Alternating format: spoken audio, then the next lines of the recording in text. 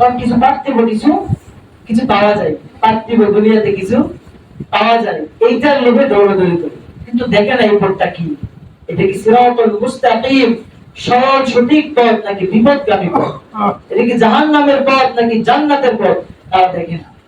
যখন নবী কেরাম যখন এইটার জন্য নিষেধ করলেন, তখন ওই সম্প্রদায়ের লোকরা নেতাদের তারা ভাবলো যে না, এদেরকে দুনিয়াতে রাখা যাবে না। তখন মুফাসসিরগণ বলেন, তাফসীরের মধ্যে এসেছে একসাথে শতাধিক নবী একসাথে তাদেরকে হত্যা করা হয়েছে। নাউজুবিল্লাহ, একসাথে 100-র চাইতে অধিক নবীদেরকে হত্যা করা হয়েছে।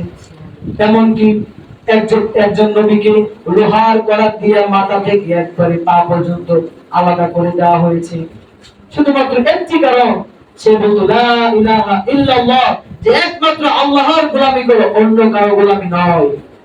এই কথা বলার কারণে তাকে মাথা থেকে একবারে শরীরের পা পর্যন্ত তাকে ছিদ্র করে দেওয়া হয়েছে, 2 ভাগ করে দেওয়া হয়েছে এই কারণের জন্য।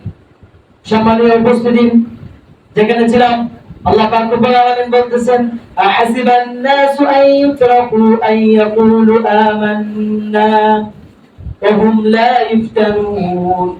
তাদেরকে আমি এমনি এমনি ছেড়ে দেব না, তাদেরকে আমি অবশ্যই ঈমানের দাবিদার করার কারণে তাদেরকে পরীক্ষা করব, যেটা আমি দেখে নিয়েছি পূর্ববর্তী গ্রন্থের মধ্যে, যারা কারা সত্যবাদী ছিল আর কারা মিথ্যাবাদী ছিল।